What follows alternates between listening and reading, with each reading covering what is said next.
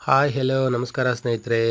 ಇವತ್ತು ನಮ್ಮ ಕಾಫಿ ತೋಟದಲ್ಲಿ ಕಾಳು ಮೆಣಸನ್ನ ಕುಯ್ಯೋದಿತ್ತು. ಹಾಗಾಗಿ ಲಂಬಾಣಿಸ್ ಲೇಬರ್ಸ್ನ ಕರ್ಕೊಂಬಂದುಬಿಟ್ಟಿದ್ದೆ. ಅದರಲ್ಲಿ ಇವರೊಬ್ಬರು ಬೆಳಗ್ಗೆ 7:30 8 ಗಂಟೆಯಿಂದ ಕೆಲಸ ಹಿಡಿದಿದ್ದು ಈವ್ನಿಂಗ್ 4:30 4:30ರಿಂದ 5 ಗಂಟೆ ತನಕ ಮೆಣಸನ್ನ ಕುಯ್ದಿದ್ದಾರೆ. ಅದರಲ್ಲಿ ಇವರೊಬ್ಬರು 110 kg ಬರೋಬ್ಬರಿ 110 kg ಕುಯ್ದಿದ್ದಾರೆ. ಕೆ ಜಿಗೆ 15 ರೂಪಾಯಲ್ಲಿ ಮಾತಾಡಿದ್ದೆ.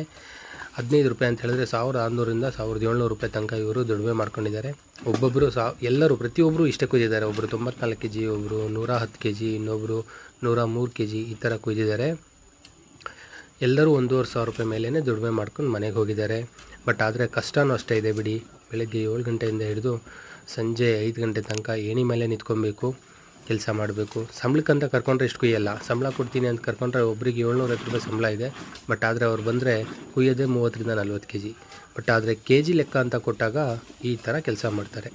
Okay, bye bye, see you, good night.